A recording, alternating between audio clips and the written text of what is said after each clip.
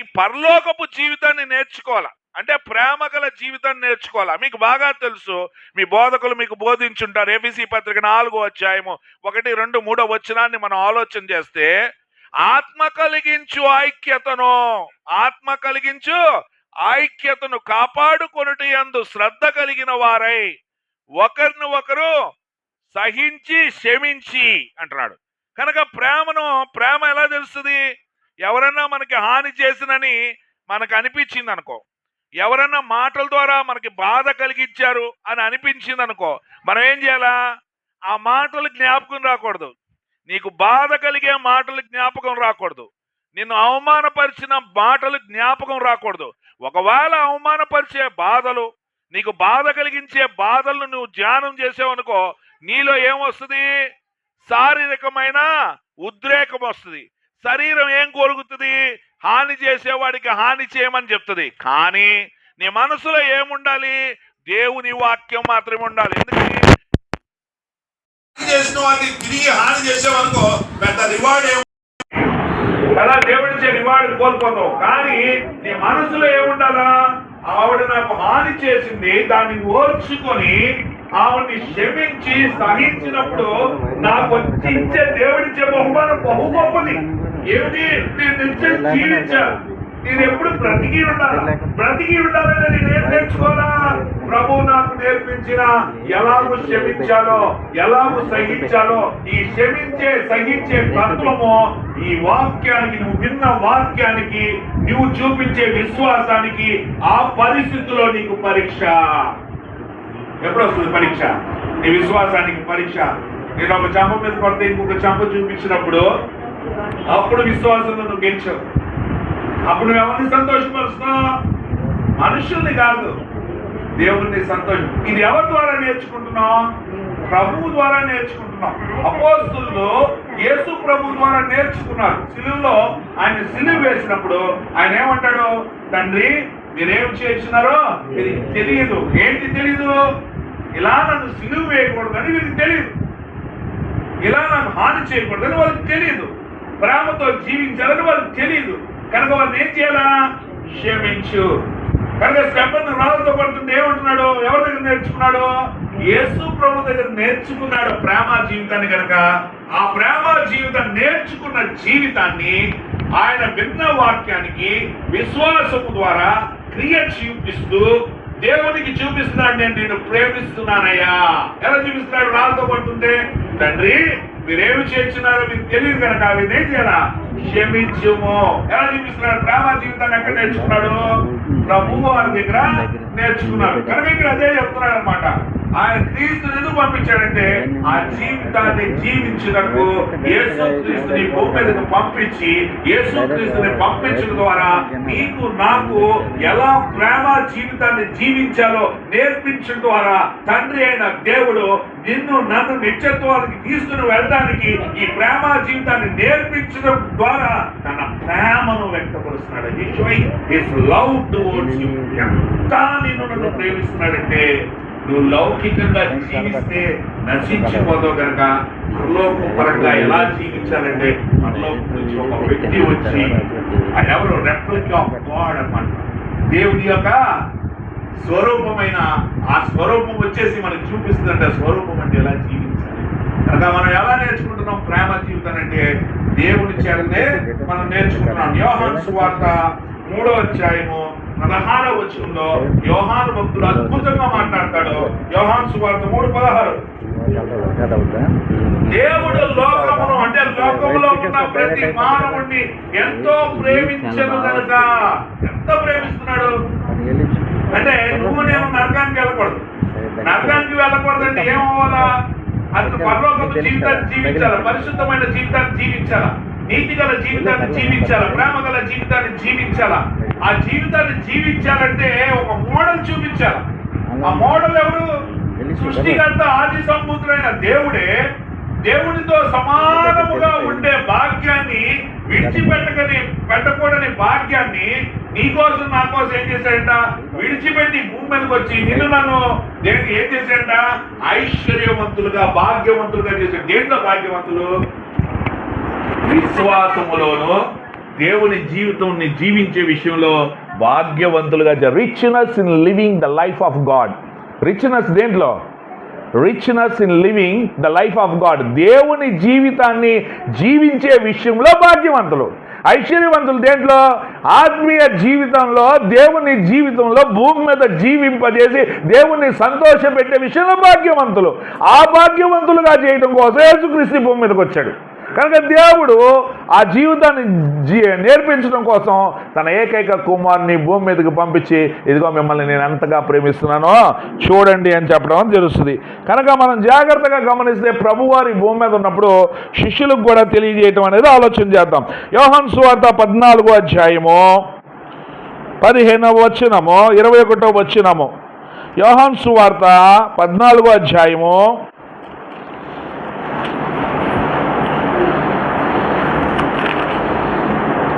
15వ వచనం.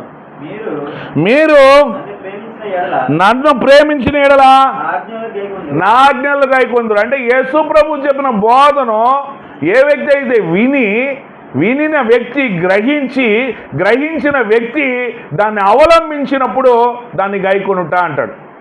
అవలంబించకపోతే గైకొన్నట్టు కాదు. వాక్యాన్ని విని దాన్ని గ్రహించి అండర్స్టాండ్ చేసుకొని దాన్ని అవలంబించినప్పుడు గైకొనుట. అప్పుడు గైకొన్న దినాన నువ్వు దేవుణ్ణి ప్రేమించిన వాడు అవుతావు, క్రీస్తుని ప్రేమించిన వాడు అవుతావు. 21వ వచనం అదే, నా ఆజ్ఞలను అంగీకరించి వాటిని గైకొని వాడే నన్ను ప్రభువుని, యేసు ప్రభువుని ప్రభువా పిలిచేవాడు అందరూ పరలోకానికి వెళ్ళరు.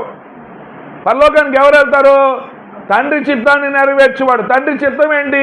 యేసుక్రీస్తు యొక్క వాక్యాన్ని వినండి. అదిగో ఈయన నా ప్రియ కుమారుడు, ఈయన మాటలు మీరు వినుడి. ఇది ఆయన చిత్తం. వినటం అంటే ఏంటి? గ్రహించి దాన్ని అవలంబించిన దినాన ఆయన ప్రేమిస్తాం. అప్పుడేమవుతుంది? నన్ను ప్రేమించువాడు నా తండ్రి వల్ల ప్రేమింపబడును, నేనును వాడిని ప్రేమించి వానికి నన్ను కనపరుచుకుందును. అంటే ఏంటి కనపరుచుకుందాం? అంటే అంగి వేసుకొని గడ్డ వేసుకొని కనపరుచుకోవడమా? ఆయన బోధించిన వాక్యములో ఉన్న భావాన్ని నీకు అర్థమయ్యే విధంగా చేసి ఆ భావానుసారంగా నిన్ను జీవింపజేసి పరలోకపు వ్యక్తి భూమి మీద కూడా కలడు అని నీ చేత చేయించడమే కనపరచడం. క్రీస్తుని కనపరచడం ఏంటండి? క్రీస్తు యొక్క దేవుని యొక్క తత్వ గుణ లక్షణాలను కనపరచడం. క్రీస్తుని కనపరచడం అంటే క్రీస్తు యొక్క స్వరూప సౌందర్యాన్ని కనపరచడం. క్రీస్తుని కనపరచడం అంటే ఆ మహిమ గుణాతిశయములను నీకు అర్థమయ్యే చేసే విధంగా నేర్పించి దాని ప్రకారం జీవించడమే కనపరచుట. అంటే ఏ వ్యక్తి అయితే దేవుని ప్రేమిస్తాడో ఆ వ్యక్తి ఏం చేస్తాడో వాక్యాన్ని అనుసరిస్తాడు. ఒక వాక్యాన్ని అనుసరించగానే ఇంకొక వాక్యాన్ని అలాగే అనుసరించాలో నీకు నేర్పిస్తాడు. అసలు అనుసరించకుండా ఉన్నావు అనుకో, నువ్వు ఎప్పుడు నేర్చుకోలేవు క్రీస్తుని, ఎప్పుడూ నేర్చుకోలేవు. మొట్టమొదట మనం తెలుసుకోవాలి. కనుక 24వ వచనం 23-24, ఒకడు నన్ను ప్రేమించిన వాడు నా మాటల గైకొనును, అప్పుడు నా తండ్రి వాడిని ప్రేమించును, మేము వాని యొద్దకు వచ్చి వాని యొద్ద నివాసము చేతుము. దేవుని వాక్యాన్ని విని గ్రహించి జీవిస్తున్న వ్యక్తి దగ్గరికి ఎవరు వస్తారు? దేవుడు వస్తాడండి.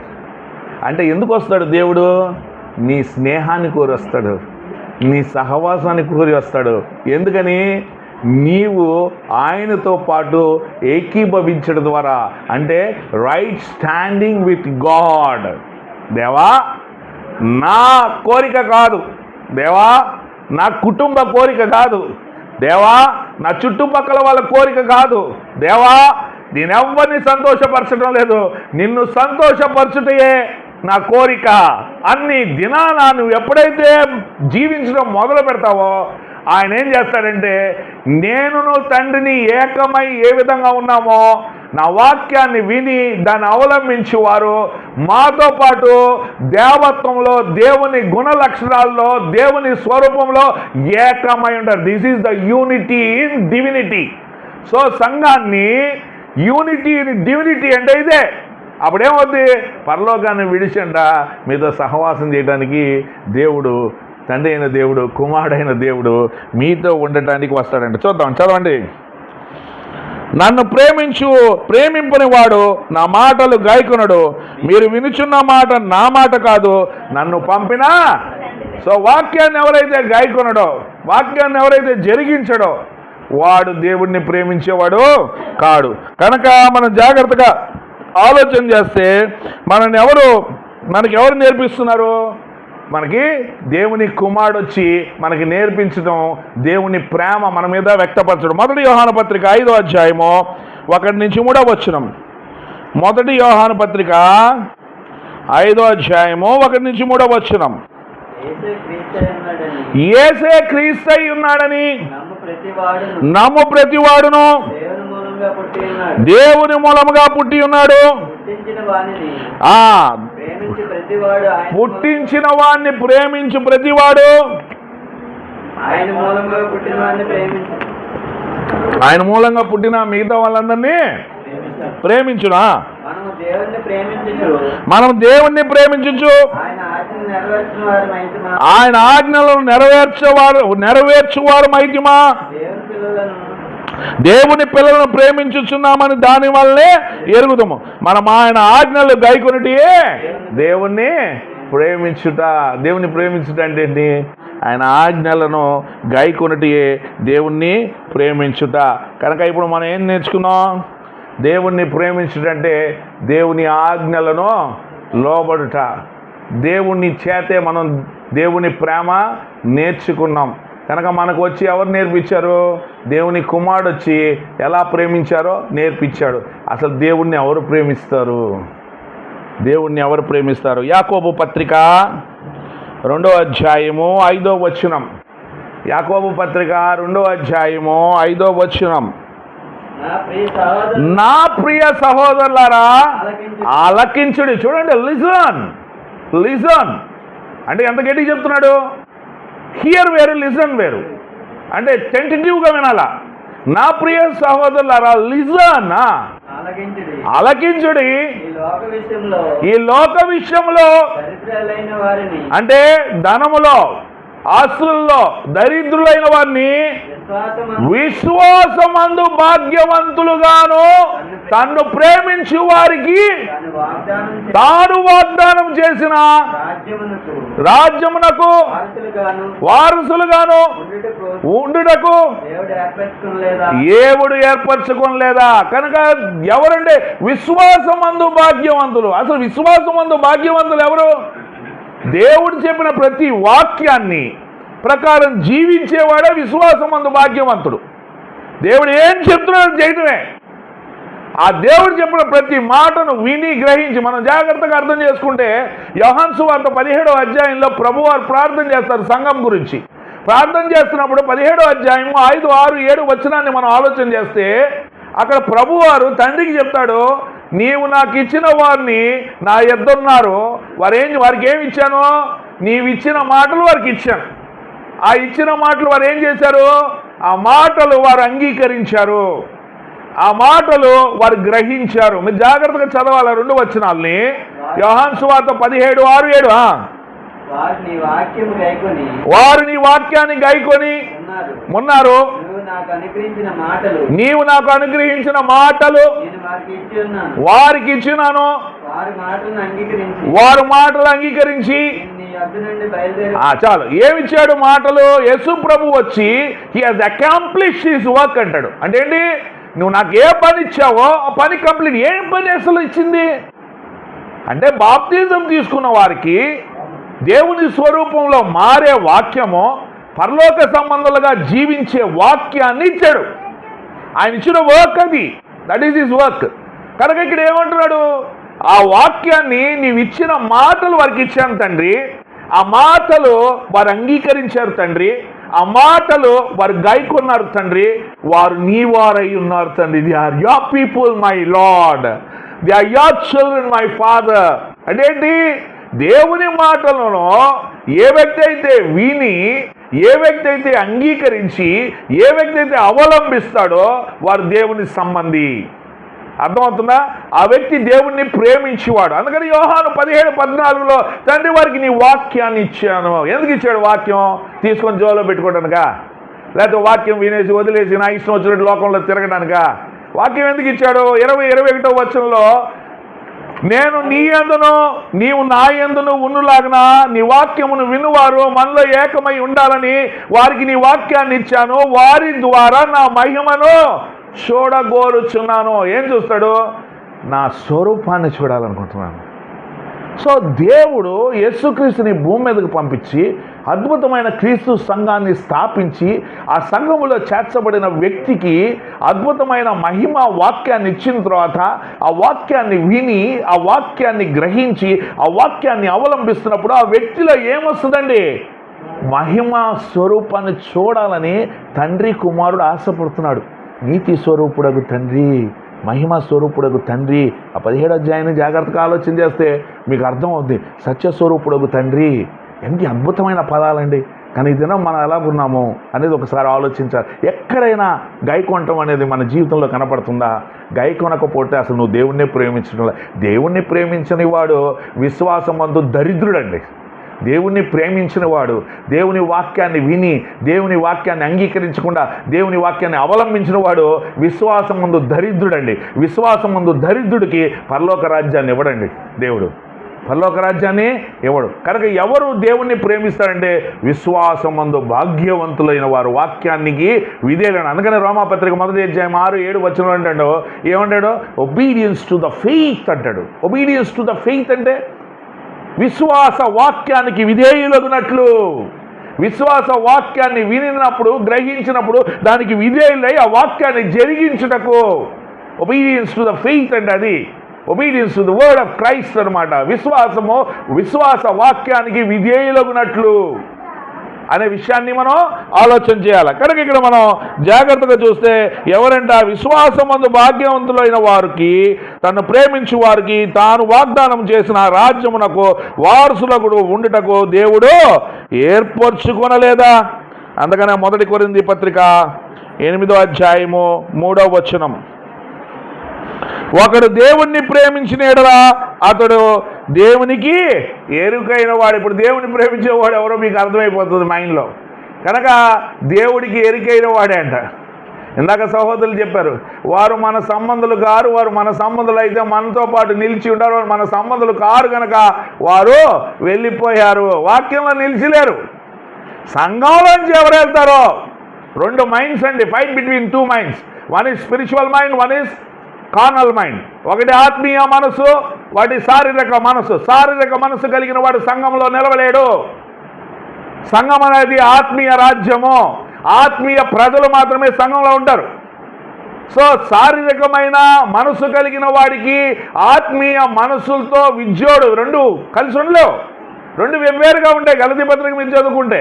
కనుక 2 మనుషులకు కాదండి ఇక్కడ విభేద, ఈ 2 మనసులకి విభేదం.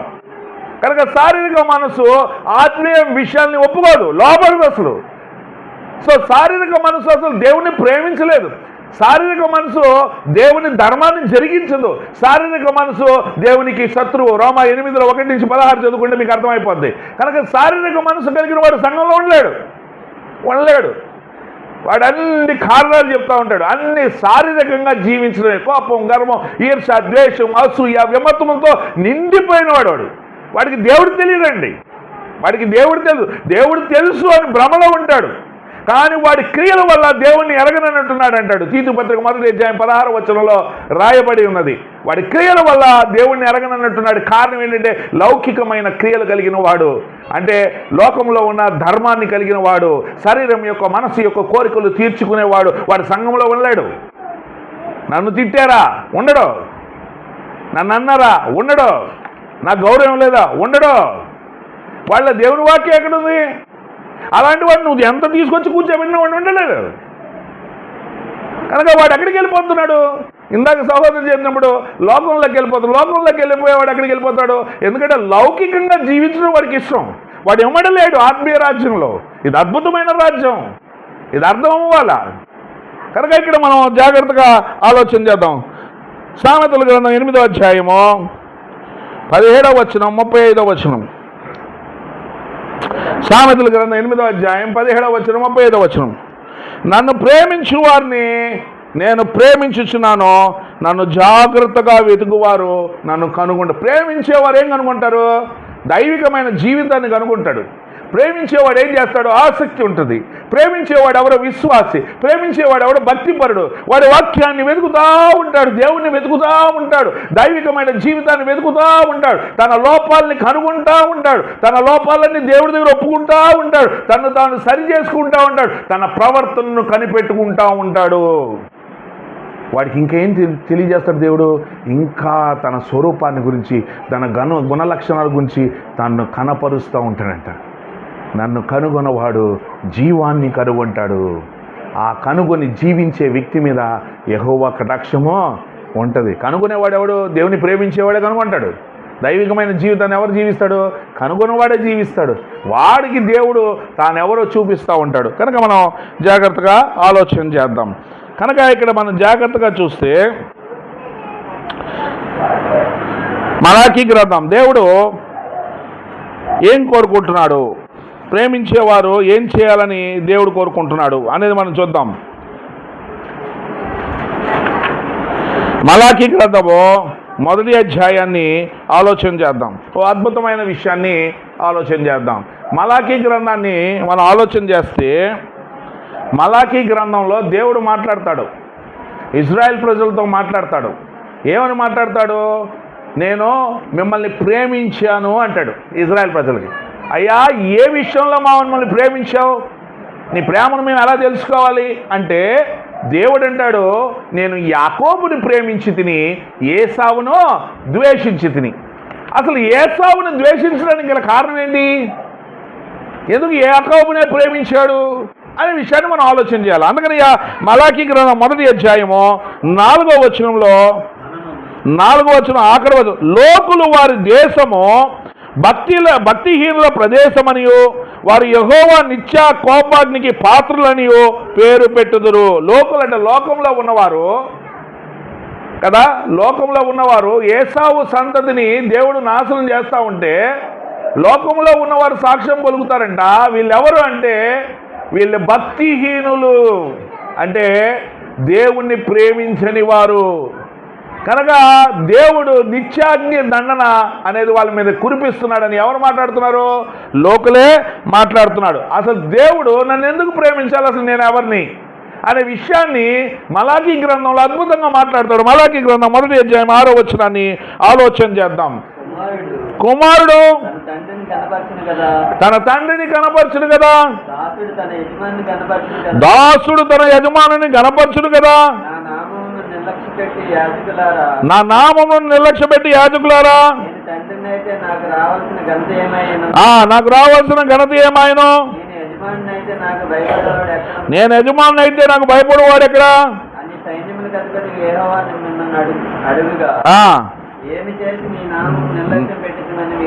కనుక అక్కడ యాజకుల గురించి మాట్లాడినా, ఇప్పుడు మనం ఏమైనాం? రాజులైన యాజక సమూహమై ఉన్నాం. అక్కడ వాళ్ళ గురించి మాట్లాడినా దేవుడి యొక్క మనసును, దేవుని యొక్క హృదయాన్ని, దేవుని యొక్క ఉద్దేశం. కనుక దేవుడు ఏం కోరుకుంటున్నాడు? తను ప్రేమించి వారిని ఆయన నిర్లక్ష్య పెట్టకుండా ఉండాలంటే ఏం కోరుతున్నాడు అంటే 14వ వచనాన్ని చూద్దామండి. నేను ఘనమైన మహారాజునై ఉన్నాను, అన్యజనుల్లో నా నామం భయంకరమైనది గాను ఎంచబడుచున్నదని సైన్యములకు అధిపతి యెహోవా సెలవిచ్చుచున్నాడు. కాబట్టి తన మందలో మగధి ఉండగా యెహోవాకు మొక్కుబడి చేసి చెడిపోయిన దాన్ని అర్పించు వంచకుడు శాపగ్రస్తుడు. అంటే దేవుణ్ణి ప్రేమించేవాడు అర్పించే విషయంలో ఎలా ఉండాలా? ఏదైనా మనం ఆలోచన చేద్దాం. కనుక కానుకలు అనేది the best way of showing love towards God. దేవుని వైపు ఇచ్చే విషయంలో మనం ఏమి ఇవ్వలేము? ధనాన్ని ఇవ్వలేము, మన ఆస్తిపాస్తులు ఇవ్వలేము. కానీ దేవుణ్ణి, నా ఆస్తిపాస్తుల కంటే, నా ధనము కంటే దేవుణ్ణి ఎక్కువగా నేను ప్రేమించాను అనుకో, ఖచ్చితంగా ఇచ్చేస్తాను, ఖచ్చితంగా ఇస్తాను. ఇక విషయం చెప్తాను. మా చర్చ్ని మేము స్టార్ట్ చేసి 23 సంవత్సరాలు. స్టార్ట్ చేసినప్పుడు 10 రూపాయలు కానుక. ఇప్పుడు ₹1,00,000 పైన వస్తుంది. వదిలేయండి, దానికి ఎంత వస్తుంది అనేది వదిలేయండి. నేర్పించడానికి గల కారణం ఏంటి? వాళ్ళు నేర్చుకున్నారు, వాళ్ళు సొనగరు గొనగరు. కనుక సేవకుడు ఎందుకు చెప్తాడు? ఏం నేర్పిస్తాడు? సంఘమునకు మేలు కలుగుటకే సేవకుడున్నాడు. సేవకుడిని దేవుడు కాపరితో పోల్చాడు, మిమ్మల్ని గొర్రెలతో పోల్చాడు. గొర్రెలు ఏం చేయాలా? మేత మేయాలి కదా. సో గొర్రెలకి మేత ఏంటి అంటే వాక్యమే. కనుక మీరు ఆర్థికంగా అభివృద్ధి చెందాలన్నా, ఆత్మీయంగా అభివృద్ధి చెందాలన్నా సేవకుడు చాలా ప్రయాసపడుతుంటాడు, పాటుపడుతుంటాడు. శారీరక మనసు కలిగిన వారికి దేవుని విషయాలు అర్థం కాదు, అర్థమే కాదు. శారీరక మనసు కలిగిన వాడు దేవుని సంతోషపరచలేడు. కానుకల గురించి సేవకుడు చెప్తా ఉంటే శారీరక మనసు కలిగిన వాడు ఏం ఆలోచన చేస్తుంటాడంటే, ఓ వీడు కానుకలు డబ్బుల కోసం అడుగుతున్నాడు, వీడు చాలా ప్లాన్ చేశాడు, వీడిది ఎందుకని ఆ వ్యక్తిది శారీరక మనసు కనుక ఆత్మీయంగా వివేచన చేయలేకపోతున్నాడు కనుక 50 లక్షల అప్పుతో వచ్చిన వ్యక్తి మా చర్చ్కి 10 రూపాయలు కానుక ఇవ్వలేని వ్యక్తి, నేను చెప్పేది 20 సంవత్సరాల కింద వచ్చిన వ్యక్తి ఈరోజు హైయెస్ట్లీ పెయిడ్ మా తర్వాత సంఘంలో కానుక హైయెస్ట్లీ పెయిడ్. వాళ్ళ పిల్లల్ని దేవుడు ఎంత బ్లెస్ చేశాడంటే ఆ కుటుంబానికి రాబడే ఈ రోజున సంవత్సరానికి దగ్గర 30 లక్షల 35 లక్షలు రాబడి. 50 లక్షల అప్పుతో 10 రూపాయల కానుక కూడా వేయలేని వ్యక్తి సేవకుడు చెప్పింది శిరస వహించి కానుకలు ఇవ్వడం మొదలుపెట్టింది. వారు జీవించడం మొదలుపెట్టారు. 20 సంవత్సరాల్లో వాళ్ళ జీవితాలు ఎలాగైపోయినాయంటే చెప్పలేమండి. ఒకళ్ళు కాదు, అందరూ. ఒక చర్చ్ మెంబర్ అయితే 50 లక్షల ఆస్తి చర్చ్కి రాసేస్తుంది. అంటే ఏం నేర్చుకున్నాం మేము? ఎందుకంటే ఇక్కడ ఉంటాం, ఏం చేసుకుంటాం? మేము పరలోకానికి వెళ్ళాలా, మాకెందుకు సంఘానికి ఇచ్చేస్తాం. ఎవరు ఇస్తారా 50 లక్షలు? అంటే నేర్పించడం మాకు ఎంతో ఇష్టమో నేర్చుకోవడం కూడా మీరు ఉండాలా. అప్పుడు సేవకుడు ఇంకా నేర్పిస్తాడు ఆత్మీయ విషయాలు, అద్భుతమైన విషయాలు, పరలోక సంబంధమైన విషయాలు, దేవుని గురించిన విషయాలు, దేవుని స్వరూపాన్ని గురించిన విషయాలు. అందుకనే అంటాడు ఎఫెసీ పత్రిక 1వ అధ్యాయము 22-23 వచనంలో, ఆ సంఘము అయిన శరీరము సమస్తము నింపుచున్న వాని సంపూర్ణత అయినది. ఏం నింపుతున్నావు నీలో? దేవత్వం యొక్క సర్వ పరిపూర్ణత నింపుతున్నావు. దేవుని వాక్యం అంటే దేవత్వము. ఆ దేవత్వంలో ఒక భాగం ఇచ్చుడా. దేవుడు మనకు నేర్పించాడు. దేవుడు లోకమును ఎంతో ప్రేమించిన కాగా తన ద్వితీయ కుమారుడుగా పుట్టిన వాడిని ఎందో విశ్వాసం ఉంచి వాడు నశింపగా నిత్యజీవం పొందుటకు ఏమిచ్చాడు? కుమారుణ్ణి ఇచ్చాడు, వాక్యాన్ని ఇచ్చాడు. నీకు వాక్యాన్ని ఇచ్చి ఆ వాక్యానుసారంగా నువ్వు అభివృద్ధి చెందే కొద్దీ ఇవరా అబ్బాయి అంటే అబ్బే. కారణం ఏంది? వాళ్ళకి 1,00,000 రూపాయలు జీతం వచ్చిందనుకోండి, యాక్చువల్గా పాత నిబంధన ప్రకారం 10% కదండి. కొత్త దాంట్లో ఏంటి? అభివృద్ధి చెందే కొద్దీ నువ్వు 25% వేసేవాళ్ళు మా చర్చిలో చాలామంది ఉన్నారు. నోకరాజు గారు 25% వేస్తారు. చాలామంది చెప్పడం కాదు, చేస్తాం. మేము చేస్తున్నాం కాబట్టి అభివృద్ధి చేస్తున్నాం. ఒక స్కూల్ రన్ చేయాలంటే ఆషామాషా సంఘానికి నెలకి 90,000 నుంచి 1,00,000 రూపాయలు అవుద్ది స్కూల్కి. ఎలా నడుపుతున్నాం అంటే 24 నెలల్లో ఎంత ఖర్చు అవుతుంది? ఇంచుమించు 20 లక్షలు ఒక స్కూల్కి. 20 లక్షల రూపాయలు నేను ఎందుకు స్కూల్కి ఖర్చు పెట్టాలి? నా జోబులో వేసుకొని బుల్లెట్ వేసుకొని హాయిగా వెళ్ళొచ్చు కదా. అంటే ఏంటి నాకు అర్థమైంది, ఏంటి మీకు అర్థం కాలేదు అంటే మీరు ఇంకా భౌతికంగా ఉన్నారు, లౌకికంగా ఉన్నారు. పరలోక సంబంధమైన విషయాలు మీకు రుచి పడటం లేదు. ఇంకా పరలోక సంబంధమైన వాటిలో మీరు మార్పు చెందలేదు, ఇంకా భౌతికంగానే ఉన్నారు. కాబట్టి మనకు అర్థం కావట్లేదు సేవకుడు చెప్తుంటే. కనుక ఈ దినము అర్పించే విషయంలో ఎలా మాట్లాడుతుంది చూద్దాం. ఒక విషయం 2 కొరింథీ పత్రిక 8వ అధ్యాయం. దేవుని ప్రేమించే వాళ్ళు ఏం చేయాలా? అర్పించాలి. అర్పించేది ఎలాగ ఉండాలా? శ్రేష్టమైనది. వాళ్ళు నీ దేవుడు ఎవరో తెలుసుకో, నీ దేవుడు ఎవరో తెలుసుకో. ఆయన దగ్గరికి వెళ్ళాలంటే ఎలాగ ఉండాలా? ఒక ప్రెసిడెంట్ దగ్గరికి వెళ్తావు, ఒక గిఫ్ట్ ఎలాంటిది ఇస్తావు నువ్వు? ఆయన స్థాయికి తగలట్టుగా. అలాగా నీ దేవుడు నిన్ను రక్షించాడు, అద్భుతమైన పరలోక జీవితాన్ని ఉచితంగా ఇచ్చాడు. ఆయనకి ఎలాగ ఇవ్వాలా? అసలు ఏమిస్తే? దావీదు అంటాడు అంత ఇచ్చేసాడంటే ఆలయం కోసం. ఆయన సొంతంగా కూర్చుకుంటూ కూడా ఇస్తూ అంటాడు, నా దేవుని మీద నాకున్న మక్కువ కొలది ఇస్తున్నాను అంటున్నాడు. అంటే ఎంత ప్రేమ దేవుని మీద! దేవుని మీద ఎంత మక్కువ ఉండాలండి ఇవ్వాలంటే. నువ్వు ఇచ్చేదానికంటే నీ దేవుడు గొప్పడు. ముందు మొట్టమొదటి తెలుసుకో. నీ విశ్వాసానికి పరీక్ష చేస్తాడు. వీడు ఎలాగిస్తాడు నాకు నేను తిరిగి ఇవ్వడానికి? నీ విశ్వాసానికి పరీక్ష అనేది ఆలోచించుకో. 2 కొరింథీ పత్రిక 8వ అధ్యాయం 13వ వచనంలో అద్భుతమైన ఒక మోడల్ చర్చ్ని చూపిస్తూ కొరింథీ సంఘానికి పత్రిక రాస్తూ, ఆ పత్రికలో మాసిదోనియా సంఘాల గురించి మాట్లాడుతూ వీళ్ళని ప్రేరేపణ కలుగ చేస్తూ ఆ ప్రేరేపణకు గల కారణం ఎవరు అనే విషయాన్ని చెప్తూ దీన్ని చేయడం ద్వారా మీకు కలిగే అద్భుతమైన ఆశీర్వాదాలు ఏంటి అనేది ఈ 8-9 వచ్చిన అధ్యాయాల్లో అద్భుతంగా కనబడతాయండి. ఒక సేవకుడికి ఒక సంఘము దేవునికి లోబడినట్టుగా లోబడుతుందండి.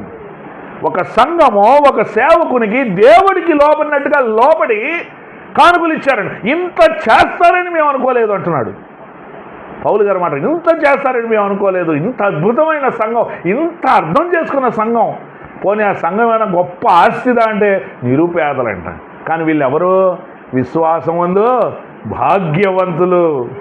లోకములో దరిద్రులైన విశ్వాసంలో భాగ్యవంతులైన వారిని అనగా తన్ను ప్రేమించు వారికి తన రాజ్య నివాసులుగా చేయుటకు ఆయన సిగ్గుపడతాడా? ఇలాంటి వారు కావాలని దేవుడు కోరుకుంటున్నాడు. ఇది నేను ఆలోచన చేయాలా, నేను ఎలాగున్నాను, నేను ఎంత ఇస్తున్నాను అనే విషయాన్ని ఆలోచిద్దాం. 2 కొరింథీ పత్రిక 8వ అధ్యాయము 13వ వచనం. 2 కొరింథీ పత్రిక 8వ అధ్యాయము 9వ అధ్యాయము 13.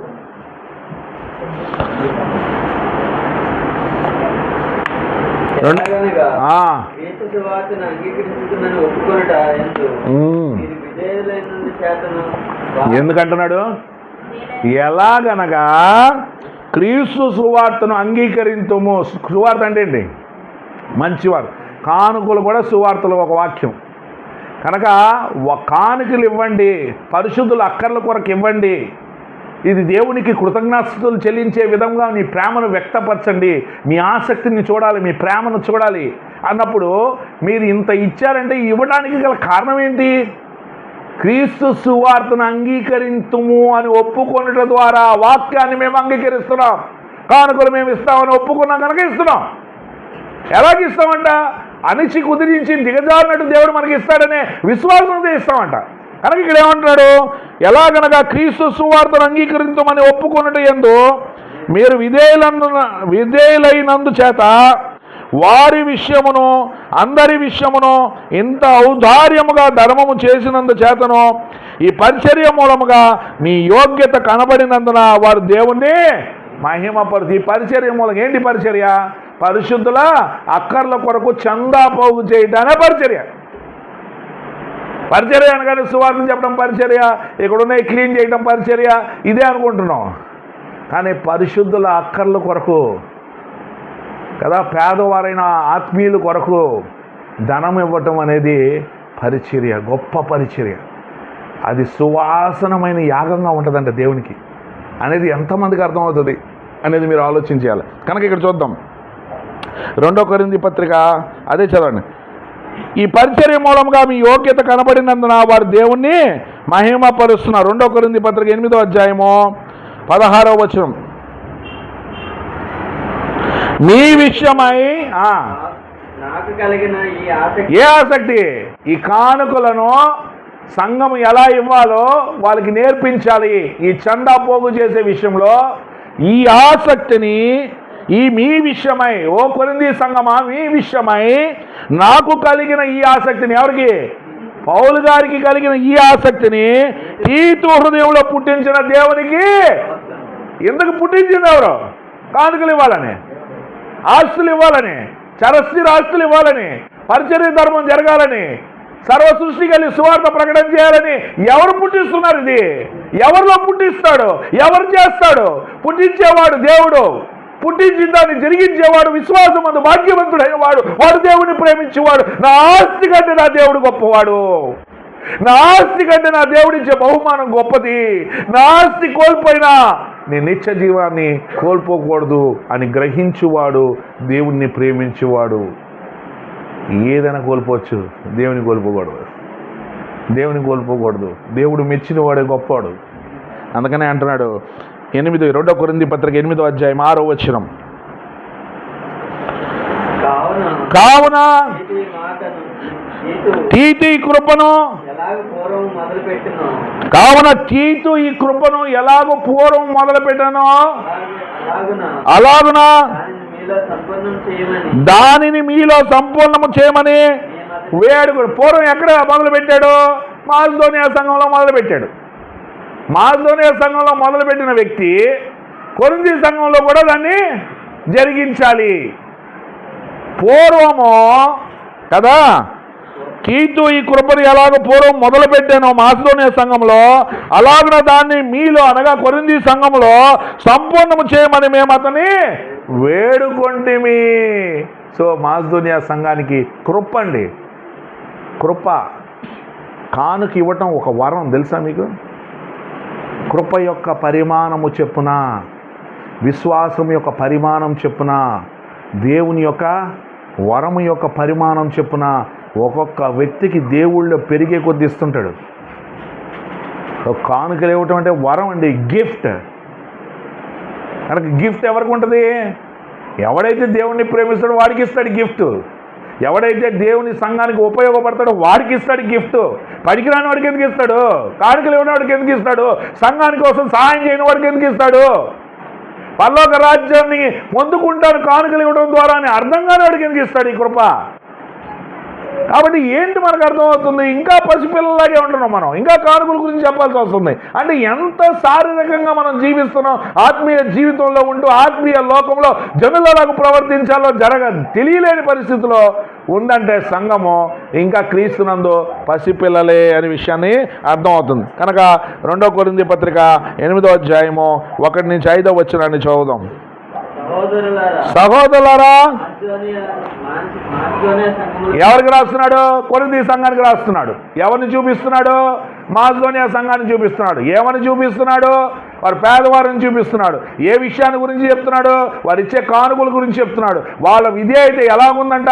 ప్రభువునకు సేవకులకు లోబడే విధేయతను అక్కడ చూపిస్తున్నాడు. ఎవడు కొనగటంలే, ఎవడు కొనగటంలే.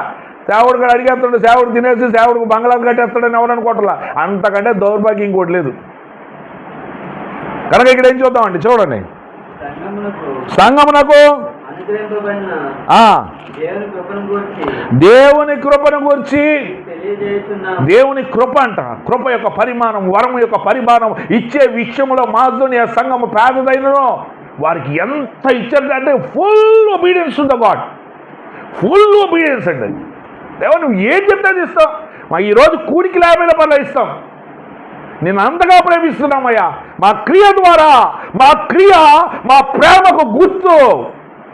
నేను ఇచ్చే కానుక నా దేవుని ప్రేమకు ఇది క్రియ రూపంగా నా గుర్తును చూపిస్తున్నాను. అది నువ్వు చూపించాలని దేవుడు నిన్ను గుర్తుపట్టుకోవాలంటే. ఊరికనే వచ్చేసి ఆచారంలాగా వచ్చేయటం, పొద్దున 10 గంటలకు వచ్చి 1 గంట వరకు ఆచారంలాగా వెళ్ళిపోవటం, ఇది కాదు. ఇది ఆచారం కాదండి, ఇది రిటర్న్ కోడ్ కాదు. This is the living code. You have to live. నువ్వు జీవించాలా, జీవిస్తేనే ఈ భూమి మీద నువ్వు వాక్యానుసారంగా జీవిస్తేనే నిత్య జీవం జీవిస్తావు.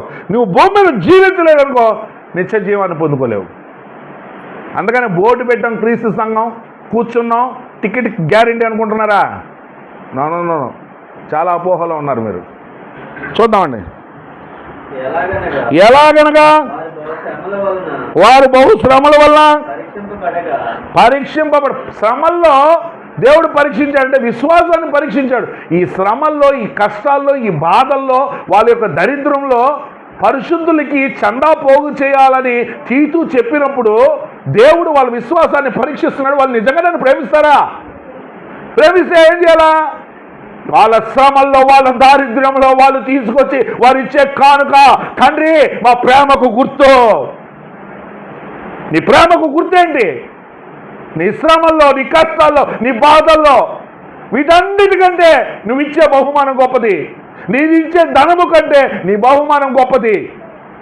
కనుక నా ప్రేమను వ్యక్తపరుస్తున్న క్రియ రూపంగా ఇది నా గుర్తు. నా ప్రేమ కానుక అనేది నా ప్రేమకు గుర్తు తండ్రి. కష్టాల్లో ఇస్తున్నాను, దారిద్ర్యంలో ఇస్తున్నాను, ఇతరుల పరిశుద్ధుల యొక్క అక్కర్ల కోసం ఇస్తున్నాను అనేది చెప్తున్నాడు. చూద్దామండి. అత్యధికముగా సంతోషించారు. అబ్బా, అవకాశం వచ్చింది మా ప్రేమను దేవునికి చూపించడానికని ఆ శ్రమల్లో, ఆ దరిద్రంలో కూడా అత్యధికముగా ఆనందించి ఏం చేశారట? మరియు వారు నిరుపేదలైనను, దాతృత్వం అంటే ఇవ్వడమే, ఇంకా దాతృత్వం విస్తరించనడా. చదవమ్మా. గొప్ప విషయంలోను ఈ కృప విషయంలోను, ఇచ్చే విషయంలోను, ఈ కృప విషయంలోను, పరిశుద్ధుల కొరకైన పరిచర్యలో పరిశుద్ధుల కొరకైన పరిచర్యలో పాల్పొందు విషయంలో పాలు పొందే విషయంలోను మనఃపూర్వకంగా మమ్మల్ని వేడుకొనుచు మమ్మల్ని ఎవరిని సేవకుల్ని వేడుకొనుచు వారు తమ సామర్థ్యం కొలదియే గాక వారి సామర్థ్యము కొలదియే కాక సామర్థ్యము కంటే ఎక్కువగా ఇచ్చిరి. అంటే సామర్థ్యం కంటే నేను అనుకుంటా అప్పు చేసి కూడా ఇచ్చేసారేమో, అప్పు చేసి కూడా ఇచ్చేసారు, అక్కడ ఇక్కడ అడిగి కూడా ఇచ్చేసారేమో, తర్వాత ఇస్తాం. పరిశుద్ధులు అక్కర్లకు ఉంది, పరిశుద్ధులు బాధపడుతున్నారు, కరువు వచ్చేసింది, ఆహారం లేదు, ఎన్ని బాధలో, ఎన్ని శ్రమలో, ఎన్ని హింసలో ఇక్కడ మనం నెమ్మది పొందుతున్నాం, వారు యాత్ర పడుతున్నారు కనుక వారికి ఇవ్వాలి. చదవండి. తమంతట తామే వారికి వారే ఇచ్చారండి. మీకు సాక్ష్యం ఇస్తున్నాం. ఈ దినం ఈ సాక్ష్యం మీకు సంఘానికి కూడా. ఇదియుగాక కానుకలు ఇచ్చేది కాకుండా మొదట ప్రభువునకును దేవుని చిత్తం వల్ల సేవకులను తమకు తామే అప్పగించుకున్నది. ఇంతగా చేయదురని మేము అనుకోలేదు. అంటే ఒక రోల్ మోడల్ చర్చ్ని తీసుకొచ్చి ఒక ప్రేరేపణ కలగజేస్తున్నాడు కొరింథీ సంఘానికి. సంవత్సరం కిందటే ఇస్తానని మీరు చెప్పారు, నా హృదయంలో పుట్టించాడు మీ విషయమై. నా హృదయంలో పుట్టించిన దేవుడు తీతు హృదయంలో పుట్టించి పూర్వం నుంచి మాసిదోనియా సంఘంలో జరిపిస్తున్న తీతు ఈ అద్భుతమైన ఉపకార ద్రవ్యంలో, ఈ ఉపకార ధర్మంలో మీ సంఘానికి కూడా ప్రేరేపణ కలగజేసి ఈ అద్భుతమైన దేవుని పరిచర్లో మీరు పాలు పొందాలని మేము ఆశపడుతూ ఆ సంఘాన్ని గురించి వర్ణిస్తుంటే ఎలాంటి చర్చ్ అండి అది. జీవ గ్రంథంలో వాళ్ళ పేర్లు రాయబడిందంటే వాళ్ళ ఎలాంటి చర్చ్ అసలు. Everything they have given to every God. నా సమస్తమా అని పాట పాడతాం. సమస్తం ఇస్తారా? కానుకలే ఎవరు కానుకలే దొంగతనం చేస్తాడు. ప్రకటన చేస్తూ ఉంటాడు సేవకుడు, అమ్మ పలానా హాస్పిటల్లో ఉన్నాడు కదా, బ్యాంకులో డబ్బులు పెట్టుకొని ఇంట్లో డబ్బులు పెట్టుకొని ఇవ్వలేదు అనుకో, ఏంటి మేలు చేయటం ఎరిగి ఉండియో చేయకపోతా పాపం నీ అకౌంట్లో ఒక పాపం పడిపోద్ది. కనుక ఏంటి మనకు అర్థమవుతుంది, మనం ఎలా జీవిస్తున్నాం అనేది మనం చూడాలి. అంటే దేవుణ్ణి ప్రేమించుట అంటే దేవుడు ఏం కోరుకుంటున్నాడు, నీ ప్రేమను ఎలా వ్యక్తపరచమంటున్నాడు అనే విషయాన్ని మనం ఆలోచన చేద్దాం. కనుక ఎక్కడి వరకు చదివాను?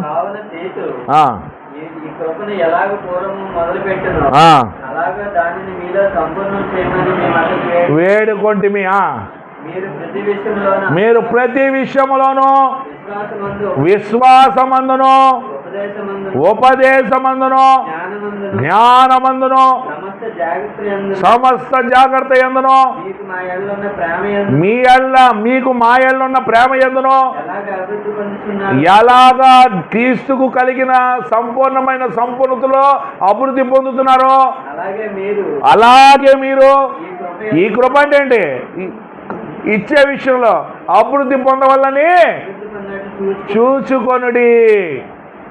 అంటే ఎలాగ అసలు మన లైఫ్ ఉండాలి అనే విషయాన్ని వీళ్ళు ఎందుకు చేస్తున్నారంట, క్రీస్తు సువార్తను అంగీకరించుమని ఒప్పుకొనుట చేత. బాప్తిసం తీసుకున్నప్పుడు ఏం చేసాం, ప్రభువా నువ్వేం చెప్తే చేస్తాం. నిజమా? బాప్తిసం తీసుకున్నప్పుడు నువ్వేం చెప్తే చేస్తావా? ఏడు చేస్తావా? సేవకుడు 10 గంటల కంటే 10:30, 11, 11:30, 12 ఎక్కడ చేస్తున్నావు? నీ లైఫ్లో నీ యొక్క విశ్వాసానికి గుర్తు నీ క్రియ. నువ్వు విశ్వాసి అని చెప్పడానికి గుర్తు నీ క్రియే, నీ జీవితమే. అలా జీవించిన దినాన నువ్వు అద్భుతమైన వ్యక్తిగా తయారవుతావు. చదవండి 2 కొరింథీ పత్రిక చదవండి 15.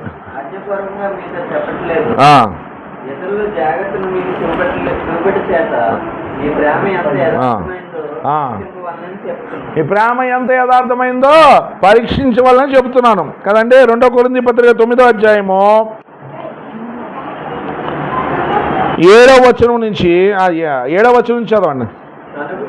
సనుగు కొనకయో బలవంతము కాకయో తన హృదయంలో నిశ్చయించుకున్న ప్రకారం ఇవ్వవలెను. దేవుడు ఉత్సాహముగా కానుకిచ్చు వారిని ప్రేమించును. మరియు అన్నిటి యందు అంటే ఏంటి, ప్రతి సత్కార్యమందు, ప్రతి ధర్మ కార్యమందు, ప్రతి వాక్యం ద్వారా వాక్యము చెప్పిన దాని క్రియలు యందు మరియు అన్నిటి యందు ఎల్లప్పుడూ మీలో మీరు సర్వ సమృద్ధి గలవారై ఉత్తమమైన ప్రతి కార్యము చేయుటకు దేవుడు మీ ఎడ్ల సమస్త విధములైన కృపను విస్తరింపజేయుడు. ఇందు విషయమై అతడు వెదజల్లి దరిద్రులకు ఇచ్చిన అతని నీతి నిరంతరము నిలిచినని రాయబడింది. విత్తువానికి విత్తనమును తినుటకు ఆహారము దయచేసి దేవుడు మీకు విత్తనము దయచేసి విస్తరింపజేసి మీరు ప్రతి విషయంలో పూర్ణ ఔదార్య భాగ్యము గలవారకున్నట్లు మీ నీతి ఫలములు వృద్ధి పొందించుము. ఇట్టి ఔదార్యము వలన మా ద్వారా దేవునికి కృతజ్ఞాస్తుతులు చెల్లింపబడును. ఏలైనగా ఈ సేవను గూర్చిన పరిచర్య పరిశుద్ధుల అక్కర్లకు సహాయం కలుగజేయటం మాత్రమే కాకుండా అనేకులు దేవునికి చెల్లించు కృతజ్ఞాస్తుతుల మూలంగా విస్తరించుచున్నది. కృతజ్ఞతాస్తుతుల మూలంగా. అందుకని అంటాడు 1 తిమోతి పత్రిక 6వ అధ్యాయము 17 నుంచి 19వ వచనంలో, ఓ తిమోతి, సంఘములో ఇహమందు ధనవంతులైన వారు ఉంటారేమో వాళ్ళకి తెలియజేయి. ఇహమందు ధనవంతులైన వారు ఏం చేయాలా? చదువు. గర్విష్ఠులు కాక అస్థిరమైన ధనమందు నమ్మికించక సుఖముగా అనుభవించుటకు ధారాళముగా మనకు దయచేయు దేవుని అందే గాని వారు ఎవరికైతే ఆస్తిపాస్తులు వారు వాస్తవమైన జీవమును సంపాదించుకొనుటకు, అంటే పరలోకాన్ని సంపాదించుటకు, నిత్య జీవాన్ని సంపాదించుకోవటకు ధనాన్ని వాడాలా, ధనాన్ని దాయాలి కాదు. అంటే రాబోయే కాలానికి మంచి పునాది వేయాలంటే ఏం చేయాలా? నీ ధనము ద్వారా సత్క్రియలు చేయాలా, ధర్మకార్యాలు చేయాలా, పరిశుద్ధుల అక్కర్లకు ఇవ్వాలా. ఆ క్రియలు నీ ధనం ద్వారా నువ్వు చేస్తుంటే మంచి పునాది వేసుకుంటున్నావు. అంటే యేసు ప్రభు 2వ రాకడలో వచ్చినప్పుడు నీ ధనము నీ కొరకు కాక దేవుని కొరకు కూర్చుకున్నావు, బలా మంచి దాసుడా, నీకోసం పరలోక రాజ్యము ఉన్నది అని చెప్తాడు. కనుక రాబోయే కాలానికి మంచి పునాది వేసుకున్నట్లు మనం నీ ధనాన్ని ఇతరులకు పాలిచ్చేవారుగా ఉండాలి. అందుకనే వాళ్ళు స్థిరాస్తులు అమ్మేసి ఆదిమ సంఘం అంతా కూడా పరిచర్యకి ఇచ్చేశారు. ఆస్తులన్నీ అమ్మేశారు. సువార్తను ఎంత ప్రేమించారో, దేవుణ్ణి ఎంత ప్రేమించారో, పరిచర్యను ఎంత ప్రేమించారో వారి ప్రేమకు వాళ్ళ ఆస్తిపాస్తులు అమ్మినదే గుర్తు. నీ ప్రేమ నీ క్రియల ద్వారా చూపిస్తే దేవుణ్ణి ప్రేమించడం ఎలాగా? దేవుని ద్వారానే మనం ప్రేమించడాన్ని నేర్చుకున్నాం. విశ్వాసమందు భాగ్యవంతులైన వారు దేవుణ్ణి ప్రేమిస్తారు. దేవుణ్ణి ప్రేమించేవారు చేయాల్సిన క్రియలేంటి? దేవుణ్ణి ప్రేమించే వారికి దేవుడు ఏమి ఇస్తాడంటే నిత్య జీవాన్ని ఇస్తాడు. అందరికీ క్రీస్తు నామమున వందనాలు.